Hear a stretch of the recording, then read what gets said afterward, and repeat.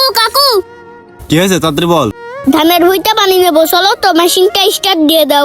হ্যাঁ সর, আমি এখন যেতে পারবো না, যাতে পারিস তাদের স্টার্টে নি। কলাটা তো পাকিয়ে গেছে, কয় টাকায় হবে নি? ভাইয়া ভাইয়া, আমার মেশিনটা একটু স্টার্ট দিয়ে দাও তো। আমার কলা পেকে গেছে, আমি টেনশনে বাসছি না, আবার মেশিন স্টার্ট দেওয়ার কথা কছে। যা হেনতে যা। আচ্ছা ভাইয়া। ভাড়া মারতে যাবো, ব্যাটারির কি অবস্থা দেখি।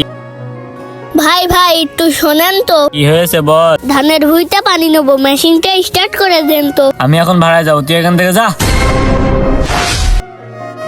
ভাই ভাই একটু ওঠেন তো। মাস্টার তো গরম হয়ে গেল, ভাই একটু ওঠেন তো। এখান থেকে যা। ওরে বাবা রে, সওয়াল বলে রেখেছো, কই কাঁচা ঘুমটাই নষ্ট করে দিল। মাঠের ভিতরে তো কাউকে দেখতে পাচ্ছি না, দেখলেও কাউকে ডাকবো না, সবাই ঝাড়ি মারছে, একাই স্টার্ট দেব। ইস হলো না রে, আর একবার দেখি। ইস মনে হচ্ছে পারবো না রে, কি করি, আর একবার চেষ্টা করে দেখি। আল্লাহ এবার জন্য হয়, বিসমিল্লাহ। আল্লাহু আকবার। ইয়া ইয়া, ওহ আমি পেরে গেছি, ইয়ে। বন্ধুরা, কারোর জন্য অপেক্ষা করে নিজের মূল্যবান সময় নষ্ট করবেন না। ছেলেটি হয়তো বা গায়ের শক্তি না থাকতে পারে, তবে তার মনোবলটা অনেক শক্ত ছিল, এই জন্য ভিডিওতে একটি লাইক করে যাবেন।